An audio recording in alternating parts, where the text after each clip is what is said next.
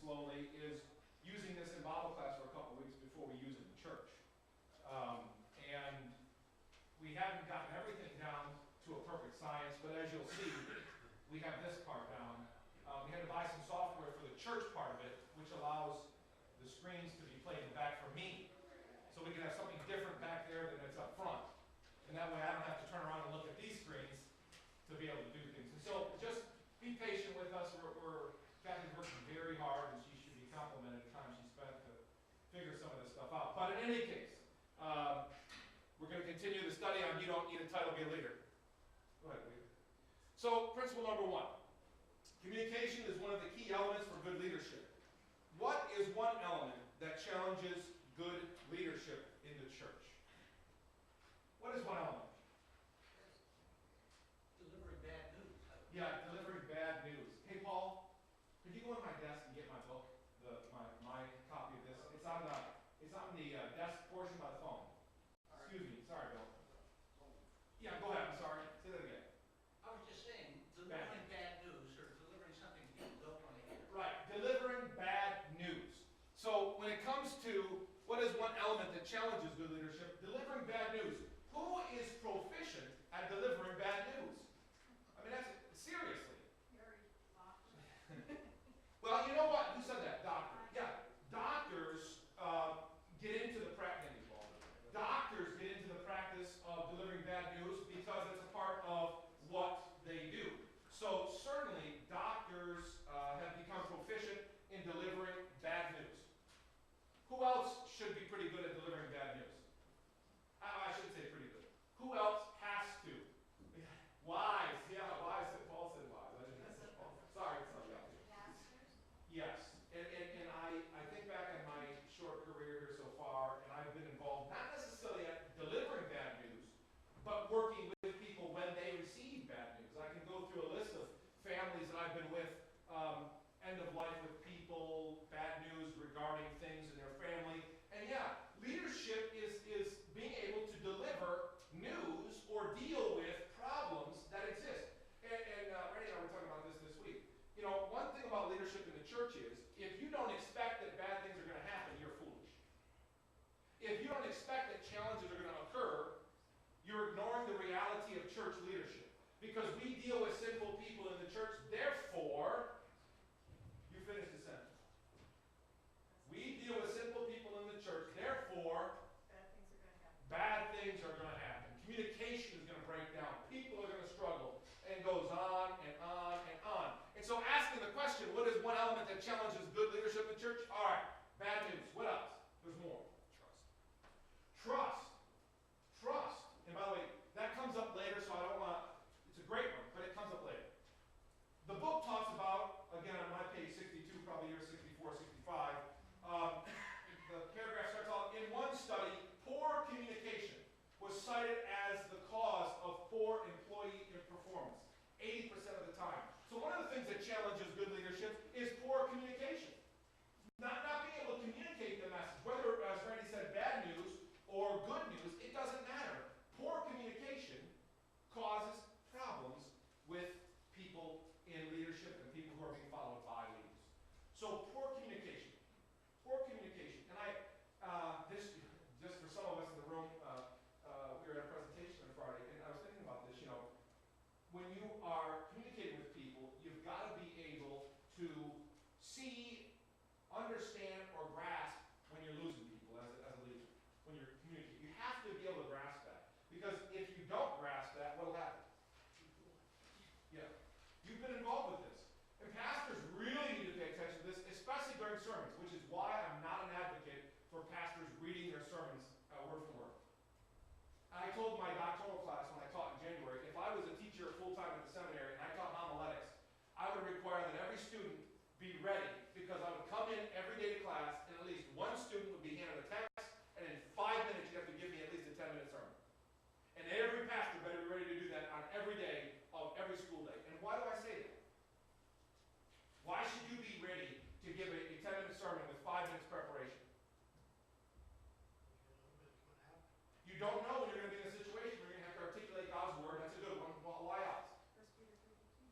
Be ready in season and out of season, right? That's the text. Yeah.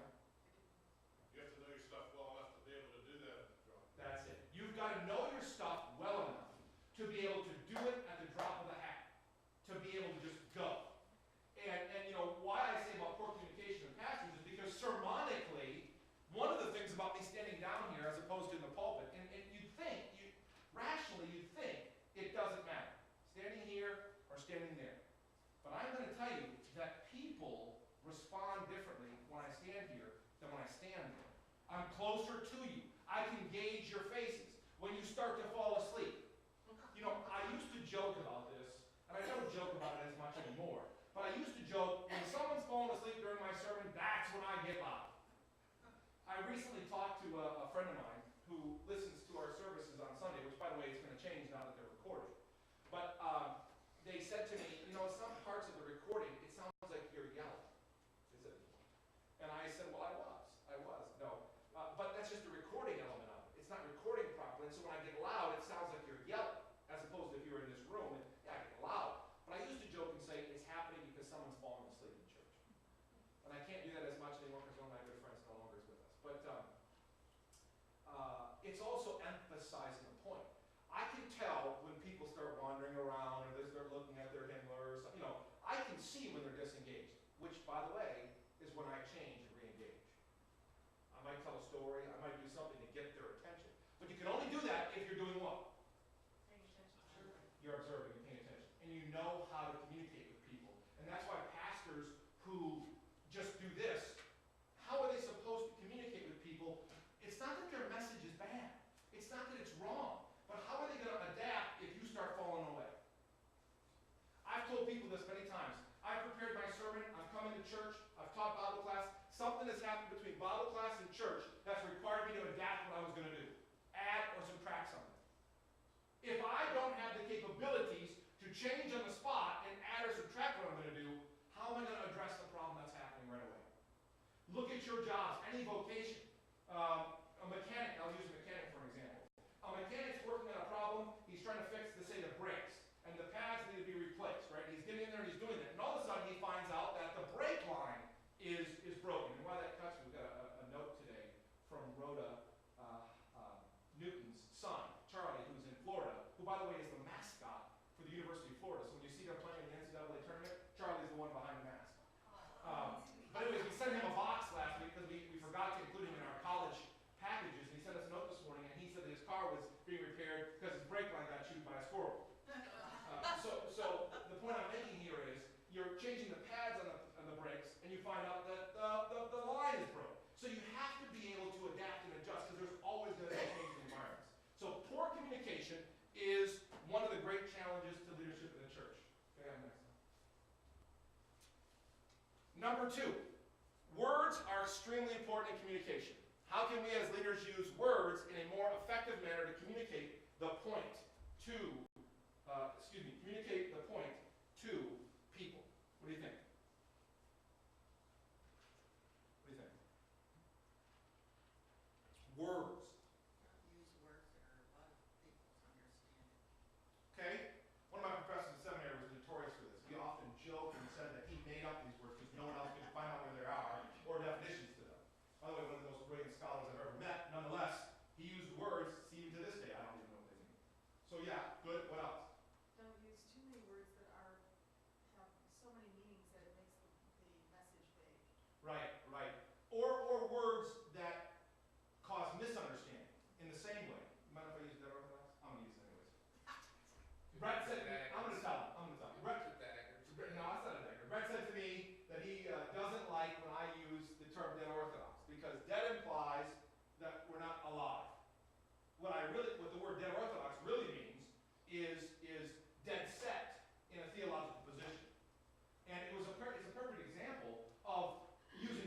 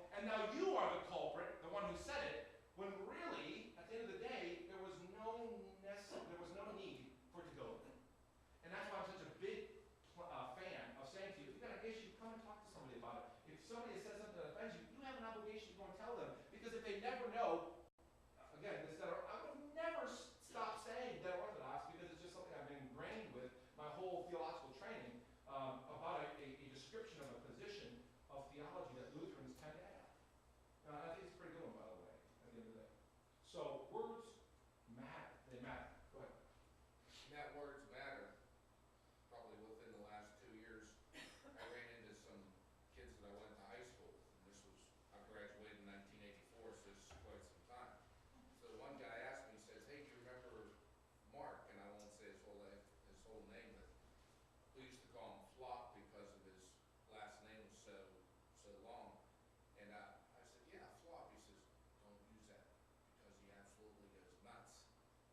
And meanwhile, I find out it's because what his career expectations were of himself and what they actually are now are actually a flop. And we used to call him Flop in school. I mean, everybody knew him as, you say, "Hey, remember Flop from school?" "Yeah, I remember him."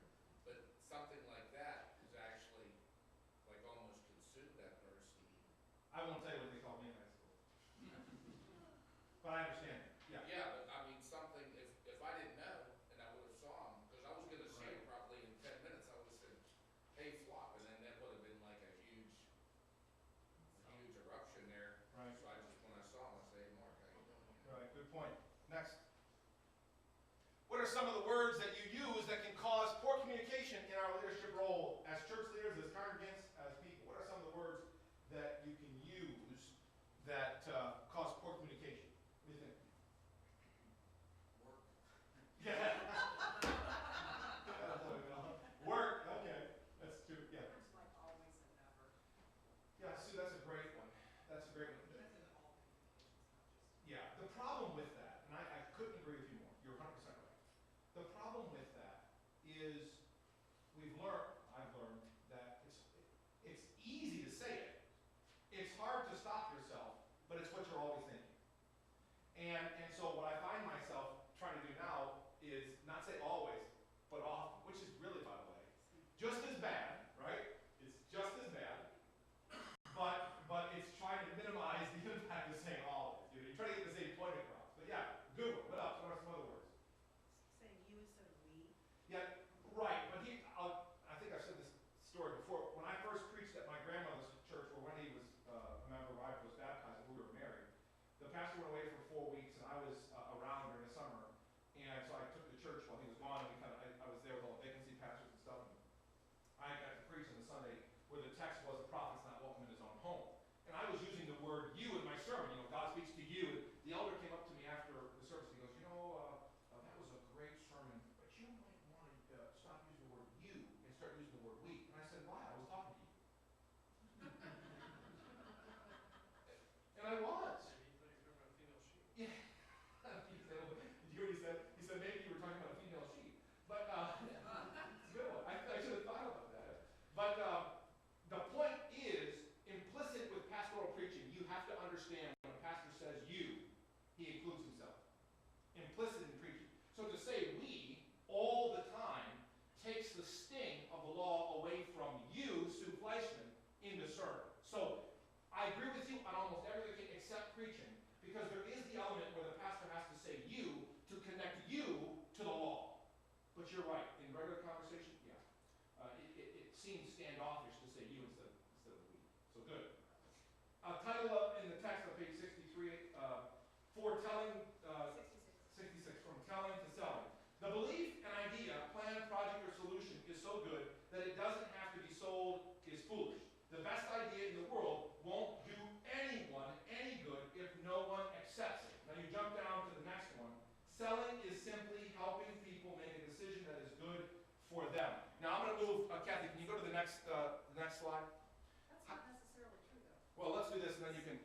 How can we help people understand our ideas better in the church? This concept of selling. Words matter, communication matters, and part of getting people to buy in is to getting them to understand. It's a big deal. This goes to what we just marked and to what we were at Friday night, getting us to understand.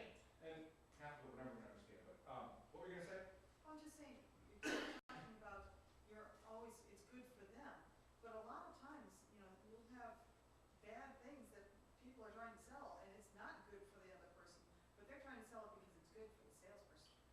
I get that point, but yes, and I don't want to minimize what you're And saying that here. happens in the church too, when someone's trying to push through an idea that is not necessarily good for the church, but it's good for them.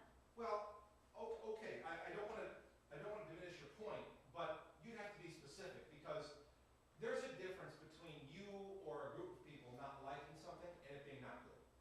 There's a difference. I mean, I don't want to harken back to history, but I think history is a proven point. In the process prior to the merger, I had some members of both congregations come to me and complain about the merger process, saying the only reason you, pastor, want us to merge is because the location here is closer to my house. Right? So what you're saying is that if that was the motivation for me to have the church merge, that it was wrong because of that reason. That reason had nothing to do with it, by the way. I drove by this parish every day for 7 years on my way to RC. So 7 years, right down this road on the 19 down to Mount Lebanon. So that had nothing to do with it. But I had people say to me, the only reason you want us to merge is because it's closer to your house. They had to get that out of their system before they heard the real reason and accepted the real reason. So we had to sell the real reason for them to understand for better ministry for the sake of the gospel. I'm thinking of the gentleman that you told us many times who was trying to sell the idea that his money that he wanted to donate was for a new church. And that was not for the betterment of the church, it was betterment for him. I guess I'm sure I said it, but I'm trying to remember when I said it. Well, I don't think He you can donated take money, this. but it was only if they would build. Oh, if you want to donate money for us to build a church, I'll take it. No, You gonna do that? the story that you told us, when you were first, a pastor. Oh, you know when I was a vicar. Yeah. Yeah, okay, yeah, but That's the when deal he was there, trying to the sell deal, something. yeah, okay, but the deal there was, and I didn't finish that story, so let me tell you something confused. The deal there was, the church didn't build a new church, but the church that stayed, the break-off went and built a new church. The people that stayed built an addition to the church, which was effectively doing the same thing that the other guy wanted to do. So it was a difference of opinions, and it was a power struggle. It wasn't about whether it was good or bad. They needed a new facility. So they ended up getting a new facility, just not a new church. They got the extension for the Youth Lutheran Student Fellowship. So the fight was over a man who wanted to say we needed a new church. What he really meant was we needed a new facility for LSF. And the church actually did need a new facility for LSF, but he was poorly communicating his idea of saying, package it all as a new church.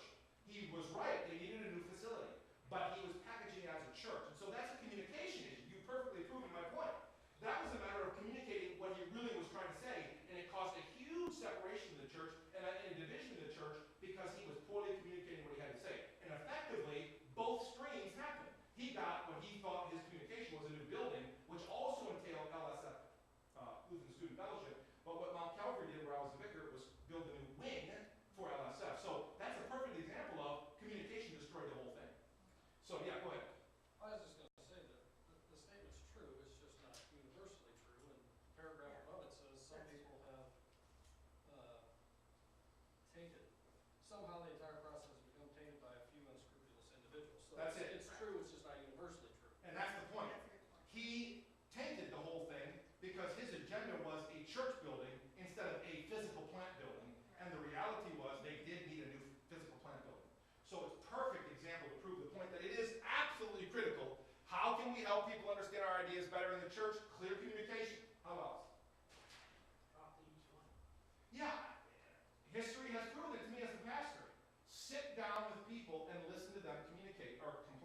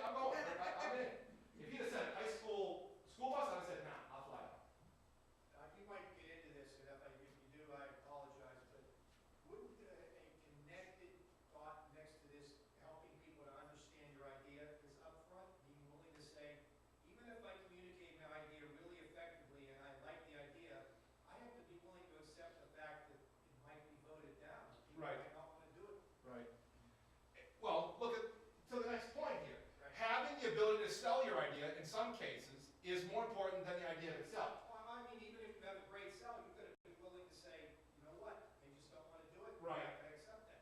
One time early on in my pastoral life, I learned something from Ralph that I'll never forget. And that is, and a lot of you didn't know Ralph in his younger years because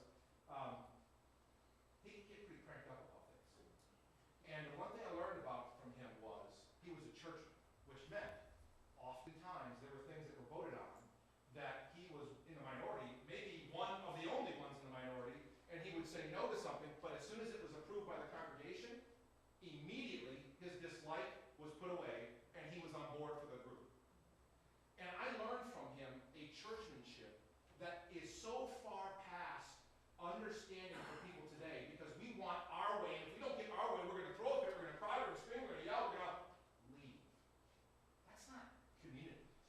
You know, when you live in a democracy, which by the way, our Lutheran church polity is a democracy, which means we vote on things, and when we vote on things, the majority wins.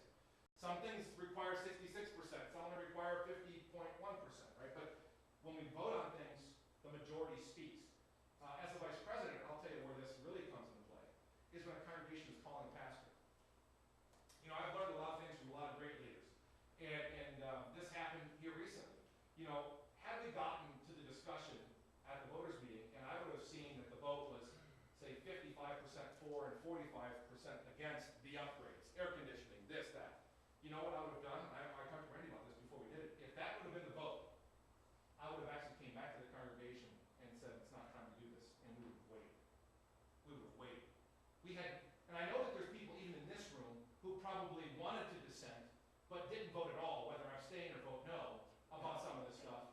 And I know there is. In fact, I know for a fact that there is people in this room who felt that way. But we had no votes.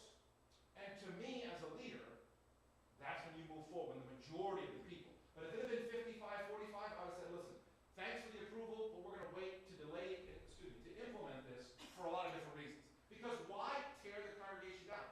I'm going to tell you this right now. When you go to call a pastor, and the vote is, 55 for one guy and 45 for another, let me tell you, as vice president, I've dealt with this. Problems. Why? It's almost 50% then, it's split. You got it. And by the way, if the day comes that I ever leave, die, or move on to something else, and you're calling as a congregation a pastor, whoever has been asked to be on the call committee, whoever is leading the call committee, come to the congregational voters meeting with more than one name, maybe two, but give a recommendation about one. Meaning, we've done our due diligence, and this is the one we're recommending, but if you wanted to call it either of these two guys or these three guys, they'll be good pastors, but why would I say that to you? And by the way, the district will tell you don't do that. But I'm telling you to do that, and there's a reason why. You know, the congregation. Well, I know you people, but I'm talking about as the committee, and some of you have been on the committee, well, you were chair of the committee when we called before. Who does all the work to talk to these people and to read the stuff? It's the call committee. I'm not saying you have the right to choose the person, but they better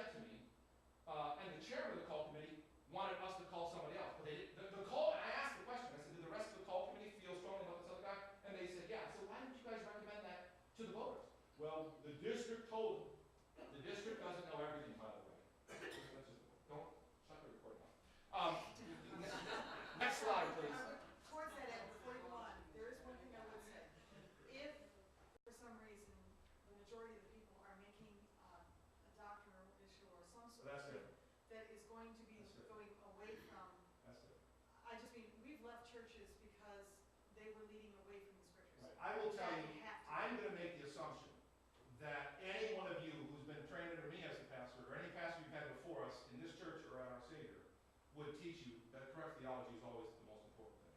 And nothing that diverges from the biblical standard should be accepted, regardless of what the majority wants. And if you do go to a congregation where they do, as a majority, vote to do something that's unbiblical, you leave. You stay a fight to try to change it, but then you leave. Because you cannot, that's an assumption, so forgive me, that's an assumption. What is rapport? How does it play into the life of the church leader? What is rapport? It's making a connection between the leaders and the congregation. Okay? Making the connection between leaders and congregation. Trust comes into rapport, by the way. What else is rapport? Respect. Yeah, respect. Knowing people is part of rapport. You get that through, you get respect through knowing people. I'll use, one of my professors used to say Iowa farm style, so I'm not trying to be rude. Just communicating here. But he used to say, because he was a pastor there, he used to say to us in class, you know, you're doing this Iowa farm style, because rapport in the rural Iowa church is the pastor goes out and gets on the tractor with, or helps him by being on the tractor, or goes and helps milk the cows, or you finish the story. That's rapport. You know, that builds trust, respect. And when I was a vicar, there was nothing that I enjoyed more. I have to tell you, there was nothing, when my pastor, supervisor said to me, we're going out to so-and-so's farm to visit them, because I know it was going to be a half a day, and I knew I was bringing my coveralls because I was going to have fun.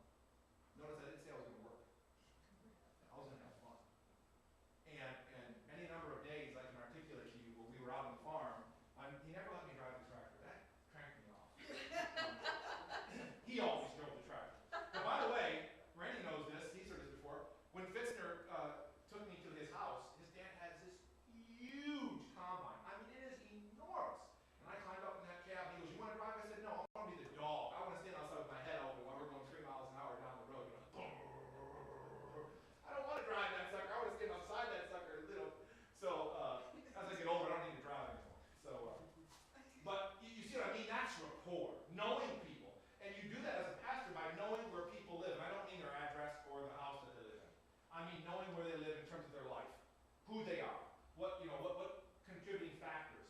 And this is why I really get frustrated with people when they start criticizing about handling individual situations in the church as the pastor, because they don't know the people like I know the people. Somebody recently came to me and they gave me they asked me a question about a family. You know, why isn't this family this and this? And I said, did you know this, and this about the family? Oh, no, I didn't know that. I do. Why? Because I have a rapport with them. I know their family. I know their children. I know what's going on in their children's lives. That's rapport. That's rapport. So that's a key point here. You know, how does it play into the life of the church regarding leadership? And you want the pastor to do this, but this is also for you to do, by the way. You to do. And with that interaction, that connection, over time with a leader, how to maintain that? Oh, it's hard. Because that's why I think It changes. more times than ever, the relationship changes. Yeah, it certainly does. It certainly does. It's true. I mean, 14 years ago, I was in every member's home. But if I've had that member for 14 years and I haven't been in their home in 14 years, things can change. And when I say in their homes, I don't necessarily mean physically always have to be at their house. I mean, in their life. You know, and that's why it could be criticized as a wrong policy. But if I see you every week, chances are I'm not going to push the envelope of having to go to your house. Right? If I see you every week. Because on a given Sunday, I try to talk to almost all of our members at some point or another. You know? So you're right. And it does change, by the way. It certainly changes over time. And the best way to repair it, if it's been broken, is to spend time with each other. That's the best way. I mean, I haven't done this in a while, but one of the things Barry and I used to do all the time when he was the president is we used to go shooting every Friday. Not at each other. Dick Cheney style? No, obviously behind you. But we spent time together, and we both enjoy this, and so we spent time together. It builds rapport, right? It builds rapport. And it also it helps me to know where his weaknesses are in his draw. But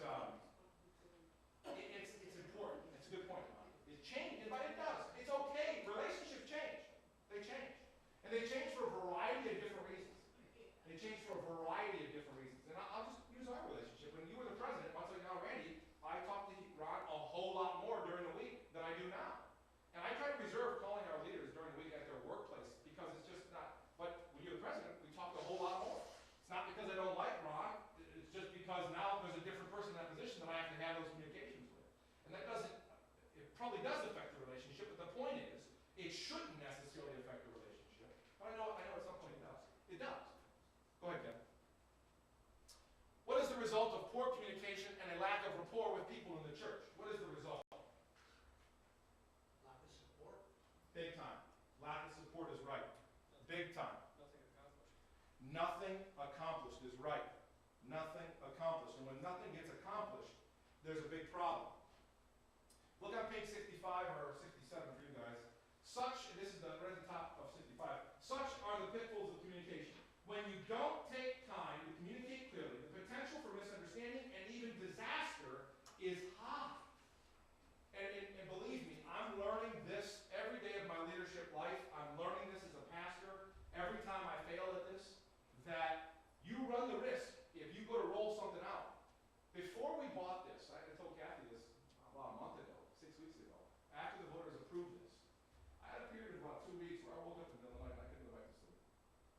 And one of the reasons why is I know better. I know better intuitively as a leader, and we did this during the merger, to go slower in terms of all this. And I know we packaged this in with all the other upgrades.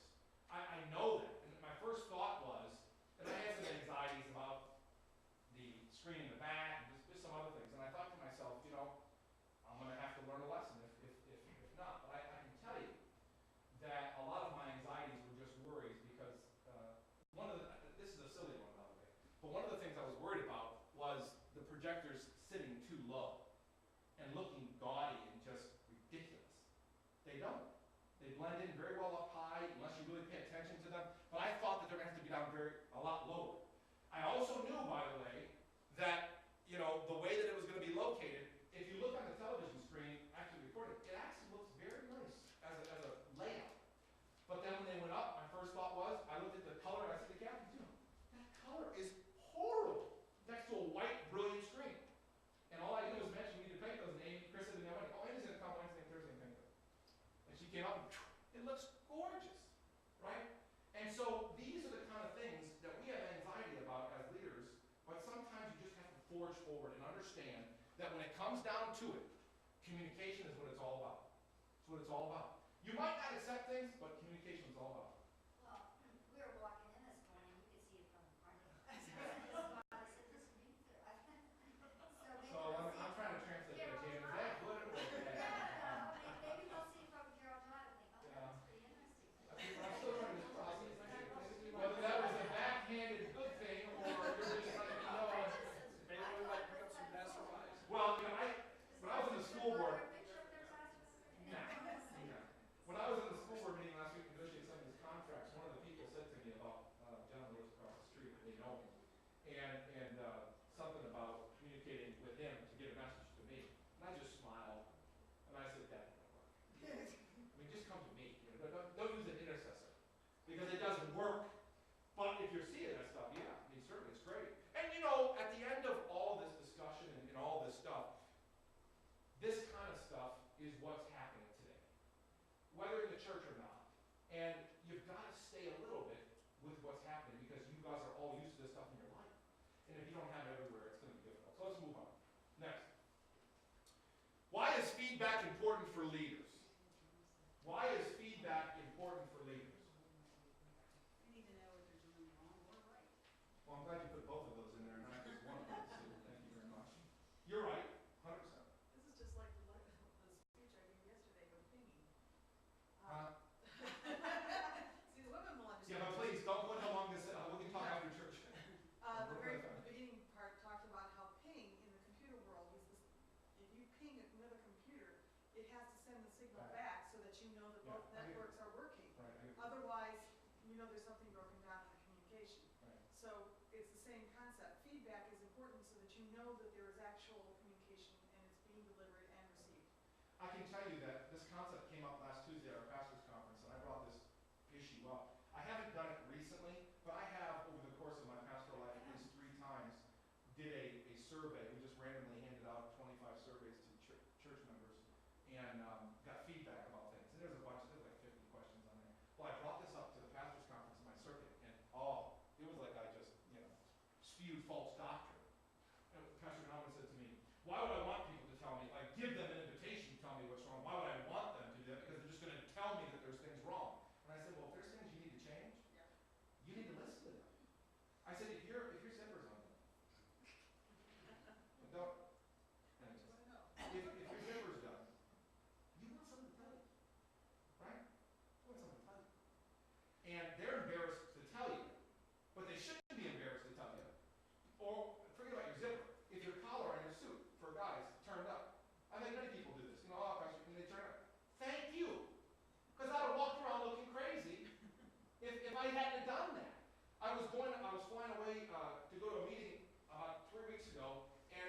was getting dressed, and had I not looked in the mirror, I had just gotten a shirt from the cleaners. They must have burned. There was a huge brown streak on my white shirt. Had I not looked in the mirror, as if somebody was talking, you were sleeping. No, I gotta do that. Randy's before you, Kathy before that. But so had I looked in the mirror to get feedback, I would have known. Go ahead. I think sometimes though, as a leader, feedback is only given to us when it is resulted into criticism. Right. And I think that's why the celebrations is so important that we're doing Right. is to make people understand that the feedback that we receive also needs to be acknowledgement of tasks well done. Right, true. Sue said, good and bad. But understand something. Feedback about something that someone's not doing right is not necessarily because you personally don't like it. I've had people say to me, oh, Pastor, you tell too many stories. That's my my teaching style. Whether you like it or not, that's my style. And chances are, I'm not changing. Why? Because it's a part of the way I know how to teach. I've been instructed how to teach. I have a degree in teaching, so I understand the communication element of that. It's just, I'm a storyteller type teacher. And so for you to say, you tell stories too much and that's ridiculous, and I don't want to hear those. That's not necessarily constructive in feedback. That's your personal understanding of right and wrong, and that's not feedback. Randy. Feedback doesn't have to be directed to a person or about a person. It can be about an idea. And if we were just talking about effective communication and effective selling, people giving you feedback about that idea isn't being critical of you, Right. but it helps you to mold your presentation to address those concerns. Right. Principle 1, we dealt with this. I don't know if you were here that Sunday. We dealt with it. When you have conflict, you don't deal with the person, you deal with the problem. Big difference. It's hard to do sometimes, because sometimes the people are the problem, right? But when you confront conflict, it's, this is the problem. It's not Ron Grimm, it's, I think they used Thriving. I think it was Thriving we talked about. I have a problem with Thriving because they're supporting abortion clinics and whatnot in their choice dollars. I said this is actually something I said to Ron. I said there might come a day soon where I'm going to speak against Thriving publicly. That's not about Ron Grimm, that's about the problem. But him and I had that conversation because it's a problem, it's an issue, right? Go ahead with your, I'm not gonna tell. Go ahead. I have with them, but I'm not gonna tell. it's okay. About how you went into the Mount Lebanon parade and forgot to cut a strip of hair. Oh yeah, go ahead, no, that's fine, that's fine. I got even worse than that, but go ahead. I cut my hair before I was a parade marshal at the Mount Lebanon parade for Memorial Day. And I shaved my head and I missed a streak like this. And I'm sitting in a Corvette, convertible Corvette, And I get home and my wife says, do you know you missed the spot right here? Where are you going to go? They told me before I went in the car. That's one reason you do it in the morning. I tell you, you could have told me before I left. She saw me. It's funny for me, but realize she's doing it. Oh yeah, well, you're looking great, honey. I have something constructive. Wonderful. But you should, when you give feedback, like own up to it, because when we have surveys from our students, they're anonymous. So I think that allows students to give Well, that's- constructive criticism of their You're a professor. doctor, you should know that. Well, I'm not, whatever. They feel like they can say whatever they want and just like bash you because it's anonymous, and they say, oh, well, someone put on one of my surveys that there was something dripped on their paper, or like something dumb, because they feel like, oh, it's anonymous, so they can just like write whatever they want. I think that if a student has or if you're criticizing a leader or want to communicate with them about something they're doing wrong, then they should come and own up to it. Well, this is certainly the their name biblical, to it. this is certainly the biblical principle of feedback. If you have a problem with somebody, you go with them one-on-one, face-to-face. And the problem with that is people who have a problem don't want to face the people they have a problem with. That's the problem. They just don't want to. So, yeah. That would be quite similar to our SWOT sheets. Yeah, yeah. Which, by the way, we got feedback. We went over this on Thursday. We got feedback from the congregation on their ideas of strengths, weaknesses, opportunities, and threats. And every person turned theirs in, put their name on it. I didn't tell the council, but every person put their name on it. And that's good.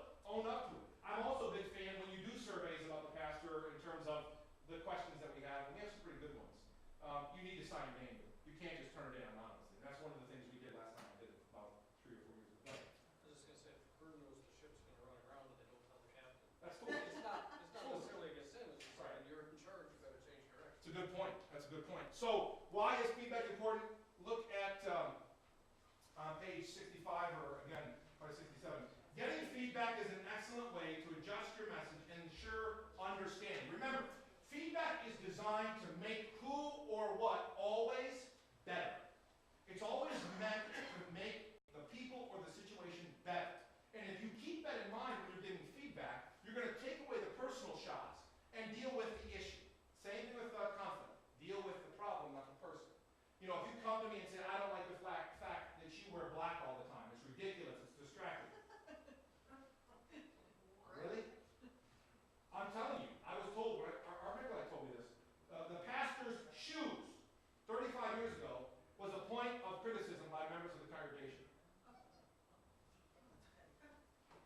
Were you one of those people already? No. He didn't tell me the names, but it could have been. I remember some shoes you wore that were clodhoppers. Oh, yeah. See this? Oh, yeah. Well, first of all, I'm not going to get into this with you now. But first of all, what constitutes clod hopper? Brown things you wear in the field. Hey, they're all work boots. Right, Scott? Help me out. How big is you? Anything on my foot is a clod hopper. I'm watching you. Go ahead. Sometimes feedback too, a person may say something, but it's not the core of what the Oh. complaint is. Always. That's a skill. Always. And usually, there There's more. can be a kernel that's. You got it. I mean, look, Paul Harvey got it, and here's the rest of the story, you know, because generally it's never the front. All right, what is the one way to be a better communicator as a leader today? I messed up, we're missing number 7. I didn't put that slide up. You didn't have to say that, Kathy. Okay, what is the difference between feedback and feed forward? 7. Feedback and feed forward. What's the difference?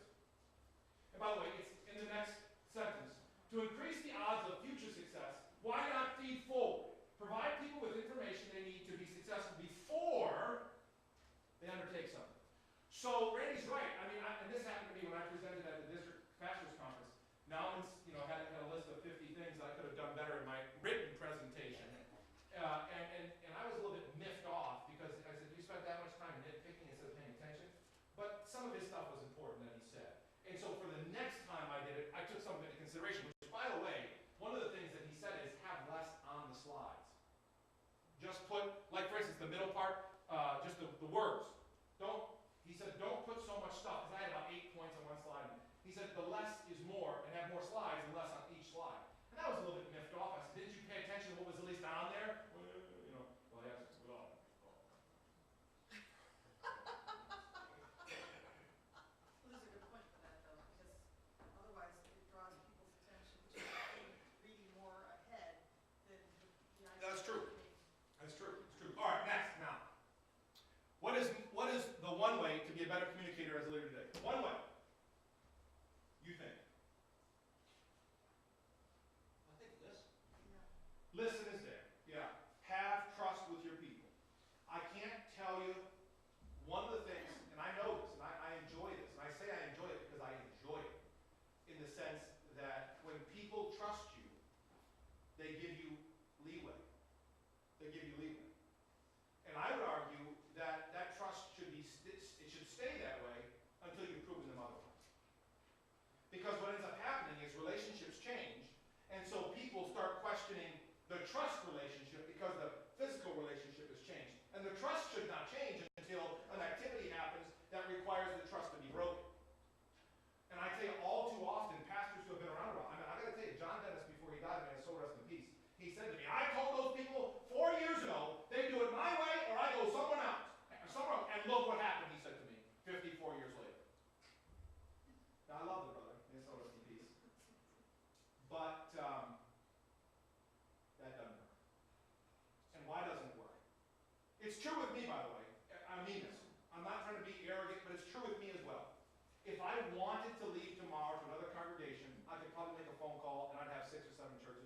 who would want to call me. And I say that because the longer you're in the business, the more people you know. Give you a quick example. We have a family that comes from Kokomo, Indiana, about once a quarter. They were just here about 3 weeks ago. I could make a phone call to the husband tomorrow, and they would want to call me as their pastor full time. That's an example of somebody, if they had a vacancy. I mean, I'm not saying they would kick their pastor out, but I'm saying, don't misunderstand me. My point is, they come here once a quarter, they know me, they feel very comfortable with me, and that just happens. You get to know people. In Pastor Dennis's case, that denomination is so much smaller than the Missouri Synod that it's even more exacerbated in his case because it's not hard to get to know everybody in the place. And so to be able to go from one church to another, and if you're halfway decent, by the way, the Missouri Synod, I mean this, if you're halfway decent, churches want you. Because not everybody is halfway decent, that's all I'm going to say. It's a fact. It's just a fact. On the bottom of page 65, again, probably 67 or 68, the title of the section says, Tell a Better Story. That's one way to be a better communicator. Tell a better story. Now, I don't mean tell stories in general, but tell a better story. Be more specific. Make it more applicable. Communicate more effectively. That's the big one. Kathy, if you want to go to the next, please.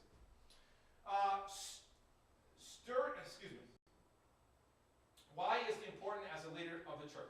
People respond to your actions. Why is it important as a leader of the church? Why? By the way, that's supposed to be strive. That's supposed to be strive. It says stir on stir. I screwed that up. It's me. I'm telling you. I screwed that up. She was copying. I'm telling you as well. Strive. Strive. But anyways, question. Why is this important as a leader of the church? To strive to live a higher standard as a leader. Because you always want something better. Right. And by the way, the criticism of me, and it's been criticism of me for 14 years, is I'm never satisfied. And guess what? I hope I'm never satisfied. Why? Say that again? Mediocre doesn't lead. You got that right. What did you say? I said you're always trying to do better. Right. And I mean this. I've had people say to me, including my own wife, that I'm never satisfied. And I hope that I never become satisfied. And why? She's talking about church. Hey, no gossiping. Why is that good as a church leader? To never be satisfied. Because you're always going to improve, otherwise you're stagnant. Go ahead. Exactly. We're doing this in a vision. One of the things I talked about at the vision meeting is you got to have goals. You got to have a plan. You got to have a strive for something. And if you don't, if you become satisfied, you will never push for the next thing, the next place, the next level. We're never going to achieve perfection. Good leaders constantly push their organizations or their churches to always try to do things more efficiently, more effectively, and with the best possible people. Most church people don't like that. Why? Because that involves, you said it last week yourself, that involves change. And change, most church experts say a church should change probably every 3 to 5 years. For Lutherans, that's every 30 to 35 years. But so you see why in the Lutheran church even more this becomes problematic? Because if you're constantly trying to achieve the best, and I keep saying the same thing and I will to the last day, otherwise I'm getting out of this business. Better ministry for the sake of the gospel. If I can't keep asking the church to do better ministry for the sake of the gospel, it's time for me to go do what I want to do, which is get some cows and just be happy. Well, I don't mean this in the form of numbers, but if you're not growing, you're dying. I agree with that, too. But I also think that if you're not growing at the rapid pace, doesn't mean you're not successful. I agree. But yes, growth. I don't mean just by numbers, but if you're not growing as a Oh, leader, personally? if you're Yeah. not growing in your commitment Right. to the You're dying. You are straight dying. And for reference, call to action on page 67, again, you could follow yours. The last sentence before call to action. Strive to live by a higher standard, knowing that you lead as much with action as you do with words. Strive to always lead with action. It's why, by the way, I say this, and I'm not ashamed of it, and I'm going to always say it because I live it. The pastor who's not doing stewardship in his own life will be a pastor of a congregation who do not have people who are good stewards.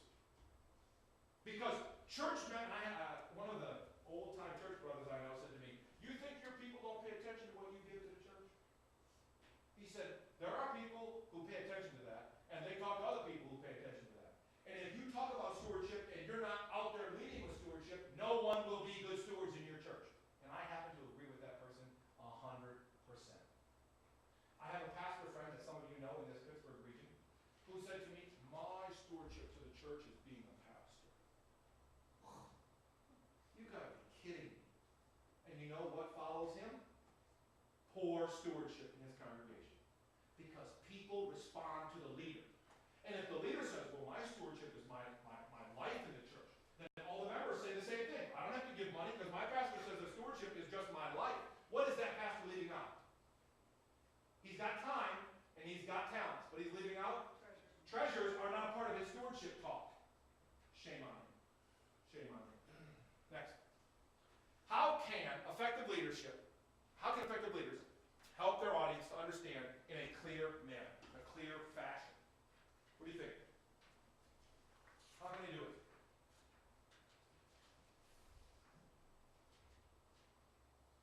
Clear fashion. For a hint, page 69 or in the section Leadership Action Points, this is the second one. 71. Effective leaders help their audience answer the question by making it easy for them to grasp the message and its impact. Why do you think I always ask open-ended questions and ask you to finish the sentence? Because if you're tracking with me, you'll be able to finish the sentence. It's why I teach that way. You know, and I've had people say to me, oh, why do you do that? Well, that's why I do it. That's why I do it in sermons. That's why I do it in Bible class. Because if I'm asking you to finish the sentence, I'm checking to see if you're tracking with me, you're following. So, now you know why. Go ahead. Sometimes being concise too. Huh? Being concise. Oh, certainly. Can really facilitate. Certainly. Some people can only handle one thing at a time. Certainly. In fact, when I was doing teaching my doctoral class, by the way, one of my 15 students has asked me to be his dissertation chair, which is a huge honor, by the way. I've never done it before, and it's going to be a new thing for me. But one of the things I said to him, he called me a couple weeks ago, and he said, throwing some ideas past me. One of the things I said to him is, I said, I know when people do their dissertations, they like to be voluminous. You know, the more words, the better. One of the things I learned through my dissertation is, because my dissertation body is only about 87 pages. My professor said to me, he said, no one wants to read over and over and over. You're repeating yourself. And by the way, my advisor was a Baptist minister. He said, no one wants you to read a dissertation like a pastor preaches, which is repetitive. You say the same thing, say it again, say it again. No one wants to read that. He said, be concise, to the point, and get it done. And I believe that Lutherans would benefit from that. Prayer requests. Go ahead.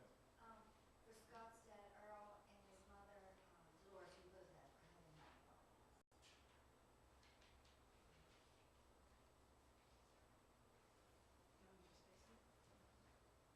For Uncle Jim, She say Stacy? Yeah. Tony Giselle, So you know how I'm going to pray. I won't pray for salvation. I'll pray for faith. well, The Holy Spirit. By the way, this gal Margaret that Sandy and Thelma are bringing up, this gal comes to Bible class every week. She's got terminal cancer to the point where it's stage 5. It's all over her body. Sandy told me on Wednesday she didn't think she was going to make it to this Wednesday. But this is another gal who comes every week to the Bible study, participates. She's Roman Catholic, is she not? Presbyterian. But another impact to the church. As we talked on Thursday night, growing the kingdom, not Peace Lutheran Church. That's another woman. My sister-in-law Debbie, who is now home from the hospital. Okay? You think? Kara. Excuse me, my night manager at work is going in for foot surgery on the 2nd. Name? Patty. Paul, Craig, and Lonnie.